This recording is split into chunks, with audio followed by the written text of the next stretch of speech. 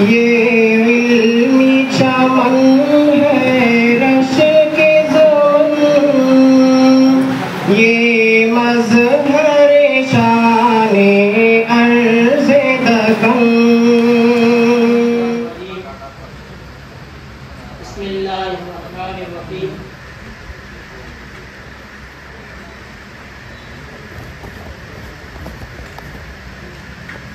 अम्मा बाद फ़अऊज़ु बिल्लाहि मिनश शैतानिर्रजीम।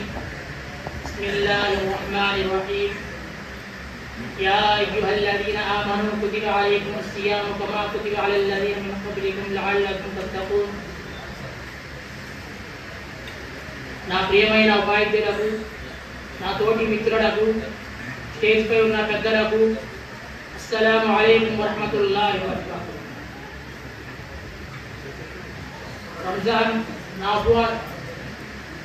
చాలా మంచి మరియు దీవించబడిన నెల. రంజాన్ ఉపవాసం మరియు అనేక పుణ్యాలు ఉన్నాయి.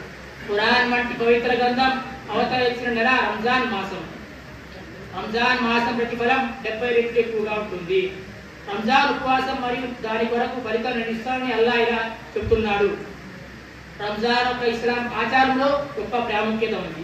ఖురాన్లో అల్లాహ్ తబారక వ తఆలా ఇలా చెప్తున్నాడు, యా అయ్యుహల్లజీన ఆమనూ కుతిబ అలైకుముస్సియాము కమా కుతిబ అలల్లజీన మిన్ क़ब्लिकुम లఅల్లకుం తత్తఖూన్.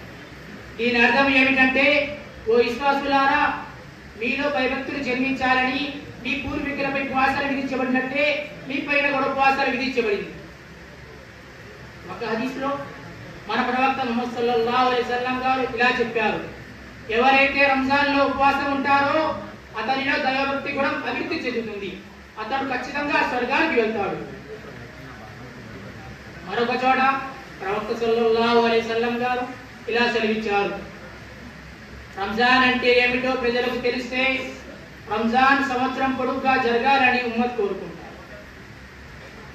ఒక హదీస్లో ఇలా ఉంది, ఉపవాసం ఉన్న వారికి ఉపవాసం అల్లాహ్తో ఇలా అంటుంది, వాళ్ళ నా కారణమై భక్తుడు తినడం, తాగడం మరియు అతని కోరికలను తీసుకోకుండా ఉండడం వలన అతన్ని క్షమించని సిఫారిష్ చేస్తుంది.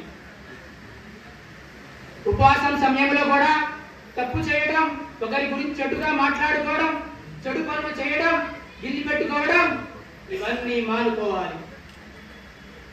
లేకుంటే ఉపవాసానికి ప్రతిఫలం లభించదు. అలాంటి ఉపవాసం సమయంలో కూడా తప్పు చేస్తూ మరియు తప్పులను మానుకోని వాడికి వాడి ఉపవాసమే కాదు, అదొక ఆకలితో ఉండడం, అంత తప్ప ఇంకేమీ లాభం లేదు. మరియు రాత్రి వారికి మేలుకొని ఉండడం, ఇలాంటి ఉపవాసం అల్లాహ్కు కూడా లెక్కలేదు. మరొక హదీస్లో ఇలా ఉంది, ఆప్ సల్లల్లాహు అలైహి వసల్లం గారు ఇలా చెప్పారు, ఎవరైతే రంజాన్లో ఒక్కరోజు కూడా ఉపవాసం ఉండనిచో దానికి బదులు జీవితాంతం ఉపవాసం పెట్టిన బదులు సరిపోదు. ముస్లిం సోదరులారా, నేను చివరి మాట చెప్పి నా ప్రసంగాన్ని ముగిస్తాను. ఉపవాసం మతప్రజమైన ప్రజలను మాత్రమే కలిగి లేదు, ఉపవాసం ప్రాపంచిక ప్రజలను కూడా కలిగి ఉంది. డాక్టర్లు ఇలా చెబుతున్నారు, ఎవరైతే ఉపవాసం ఉంటారో వాళ్ళు చాలా ఆరోగ్యంగా మరియు బలంగా ఉంటారు, వాళ్ళకి ఏ జబ్బులు రావు. అల్లాహ్ తబారక వ తఆలా మనందరినీ ఉపవాసం ఉండే మోక్షం ప్రసాదించుగాక. ఆమీన్. వాఖిరు దఅవానా అనిల్ హమ్దులిల్లాహి.